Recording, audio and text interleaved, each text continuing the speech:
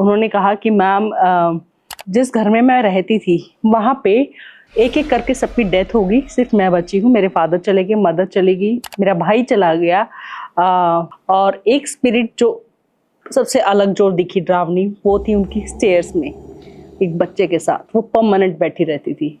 तो एक इंसान, एक मेल दिखा मुझे, एक आदमी दिखा जिसके सिर पे बिल्कुल बाल नहीं थे, और ये कुछ क्रिया करवा रहे हैं।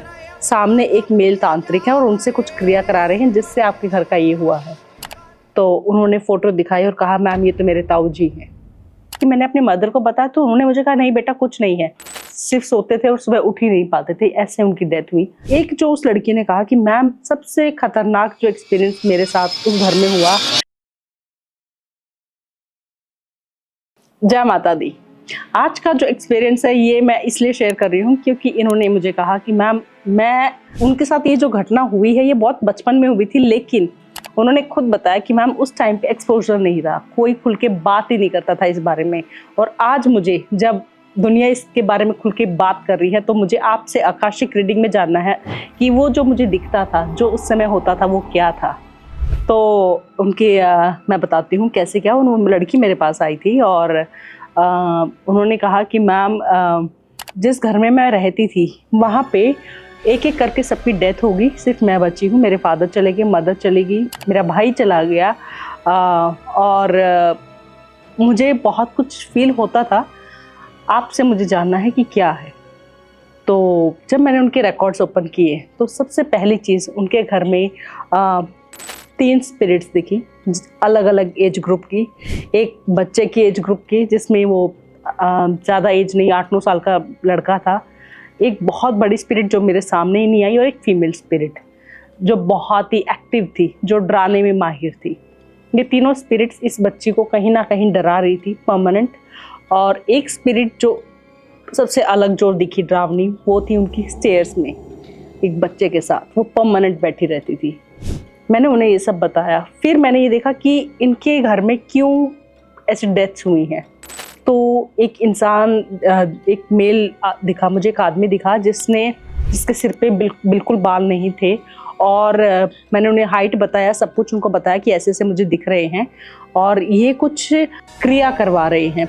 सामने एक मेल तांत्रिक है और उनसे कुछ क्रिया करा रहे हैं जिससे आपके घर का ये हुआ है।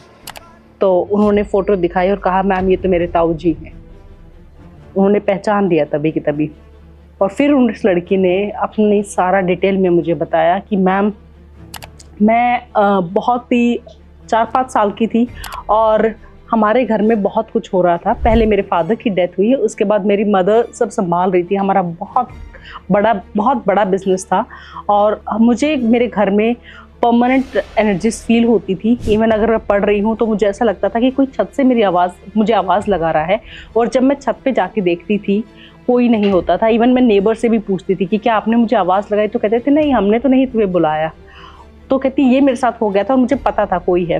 अगर मैं सो रही हूँ तो पर्दों से निकल के कोई ऐसे आ रहा है। ये कहती ये सब मेरे लिए बहुत कॉमन हो गया था।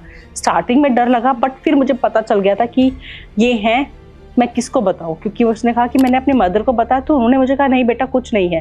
पेरेंट्स यही तो करते हैं, जब भी ऐसा कुछ आता तो हम अपने बच्चों को यही कहते हैं कि नहीं कुछ नहीं है, ताकि वो थोड़ा डाइवर्ट हो जाए। लेकिन क्या वो चीज़ उसका पीछा छोड़ती है? नहीं, वही उसके साथ हो रहा था। और उसने कहा कि उसके बाद पहले मेरे फादर की डेथ हुई, फिर मेरी मदर की डेथ हो गई, एंड धीरे धीरे मेरे भाई की भी डेथ हो गई। सिर्फ सोते थे और सुबह उठ ही नहीं पाते थे, ऐसे उनकी डेथ हुई। बहुत ही एबनॉर्मल डेथ थी ये। और उसके एक जो उस लड़की ने कहा कि मैम सबसे खतरनाक जो एक्सपीरियंस मेरे साथ उस घर में हुआ जो आप स्टेयर्स पे बता रहे हो, बिकॉज वो मुझे स्टार्टिंग से एक लेडी दिखती थी स्टेयर्स में बैठी हुई और एक बच्चे के साथ, हमेशा वो वहीं बैठी रहती थी। कहती मैम मैं इतनी यूज्ड टू हो गई थी उसके कि जब मैं ऊपर जाती थी तो मैं साइड से निकलती थी कि हाँ वो बैठी हुई है, कहीं इसको टच ना हो जाए। तो जब मैं उसकी बात सुन रही थी ना, मेरे दिमाग में आया था क्या इसको डर नहीं लगा कभी, क्योंकि डेली देखना, परमानेंट देखना कहीं ना कहीं आपको अंदर ही अंदर कमज़ोर कर देता है। बट उसकी बातों से बिल्कुल नहीं लग रहा था कि वो हिली भी, ज़रा से भी हिली हो, क्योंकि उसको पता चल गया था कि ये सब रहेंगी, कुछ नहीं कर सकते हैं इनका। कहती एक टाइम के बाद फिर मेरे भाई की जब डेथ होगी तो मुझे मेरी नानी लेने आ गई और मैं उनके साथ रहने लगी। और धीरे धीरे करके जब मैं 18 साल की हुई तो सारी प्रॉपर्टी मेरे नाम आ गई थी और मैंने धीरे धीरे करके सारा बिजनेस क्लोज किया, सब कुछ बेच दिया और मैंने इस घर को भी बेच दिया।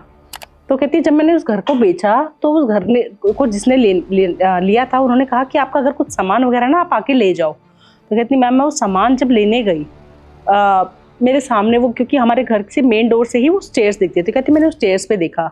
कहती मैं वो देख रही थी और मैंने एक दो सामान उठाया और मुझे दिख गई थी कि वो आज भी वो स्पिरिट वहीं बैठी हुई है। बट कहती जैसे मैं एक दो सामान उठा के और मैं ऊपर जाने के लिए हुई, वो स्पिरिट खड़ी हो गई। वो बच्चे को लेके वो स्पिरिट खड़ी हो गई जो इतने सालों में नहीं हिली थी। और कहती जब वो खड़ी हुई तो मैम एकदम से ही अंदर से आया कि ये अब मेरे साथ चलेगी, जिससे भागते भागते मैंने इतनी ज़िंदगी काट दी, वो अब मेरे साथ आगे चलेगी। कहते मैंने सारा सामान जो भी मेरे हाथ में था मैं सब कुछ फेंक फाक के वापस भाग के अपनी नानी के पास गई कि मुझे ये दिखा, और मैं उस घर में कभी नहीं गई। इवन मेरा सामान भी वही छोड़ा ही मैं, और वो घर हमने बेच दिया। तो वो क्या था, तो उसको वही जानना था जो मैंने बताया कि उनके घर में किसी ने पूरी क्रिया कराई हुई थी कि एक एक चीज करके इनका ख़त्म हो जाए। वो उनके ताऊ जी थे। वो जो स्पिरिट थी वो उसका उसने पूछा कि मैम वो कौन थी। तो जब मैंने उस स्पिरिट का जब देखा तो वो बहुत भयानक, बहुत डरावनी स्पिरिट थी, और वो आई हुई थी नॉर्थ ईस्ट ऐसे कुछ से दिख रही थी, बिकॉज उसके फीचर्स वगैरह वैसा दिख रहा था कि नॉर्थ ईस्ट एरिया से आई है एक बच्चे को लेके। वो किसी हेल्प के लिए आई थी, और जो जिनसे हेल्प लेने आई थी वो भी बहुत ऐसे रॉयल लुक दे रहे थे, बहुत रिच एंड रॉयल लुक दे रहे थे। तो मैंने उनको वो बताया, और उन जिनसे वो हेल्प लेने आई थी उनका फिजिक बताया कि अच्छी हाइट है, इवन मूछे है, गुड लुकिंग है, एंड पूरे अच्छे से मतलब कपड़े। और जिनसे हेल्प ली, उन्होंने हेल्प मांगी, उन्होंने हेल्प नहीं की, बल्कि कुछ टाइम बाद अपनी ही गाड़ी से उनको मार दिया था, और इसलिए वो उनके घर में वहाँ बैठी हुई थी। वो मैंने उनको रीज़न बताया कि वो स्पिरिट ने अपनी स्टोरी ऐसे ऐसे बताई है और इसलिए वो रहती थी।